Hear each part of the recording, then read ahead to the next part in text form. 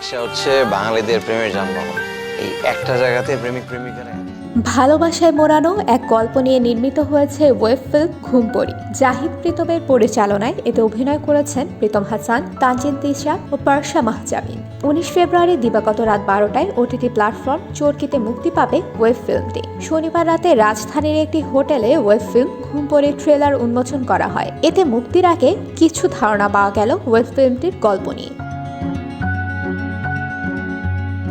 যেখানে উঠে এসেছে চরিত্রদের বিভিন্ন মুহূর্ত ও অনুভূতি। ট্রেলার থেকে ধারণা করা যায় তাদের চরিত্রগুলো বিশ্ববিদ্যালয়ের শিক্ষার্থী। পারসাকে দেখা গেছে চিকিৎসকের অ্যাপ্রনে। বিভিন্ন মুহূর্তে চরিত্রগুলোর আবেগ, উদ্বিগ্নতা কৌতূহলী করে তুলেছে দর্শকদের।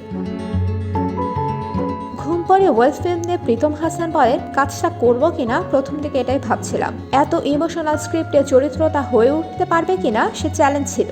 পরিচালকের সঙ্গে আলোচনার পর আত্মবিশ্বাস পাই, কাজটিতে যুক্ত হই। ম্যাজিক্যাল অনেক মুহূর্ত আছে পুরো গল্পে। ঘুমপড়ির মাধ্যমে চরকির সঙ্গে প্রথমবার কাজ করলেন তানজিন তিশা। যদিও নির্মাতা জাহিদ প্রীতমের সঙ্গে বেশ কিছু কাজ করেছেন অভিনেত্রী, যা পেয়েছে দর্শকপ্রিয়তা। তানজিন তিশা বলেন, আমি অনেক রকমের কাজ করেছি, তবে ঘুমপড়ি একটু আলাদা। আমি তো পারফরমেন্সের জায়গা খুঁজি, এখানে সেটা পেয়েছি। কনসেপ্টটা খুব ভালো লেগেছে। এর আগে গত 10 ফেব্রুয়ারি প্রকাশ পেয়েছে ঘুমপড়ি ওয়েব ফিল্মের মন্দ হতো না গানের টিজার। গানটির তুমি আমার হলে মন্দ হতো না লাইনটি বেশ ছড়িয়ে পড়েছে। তুমি আমার হলে মন্দ।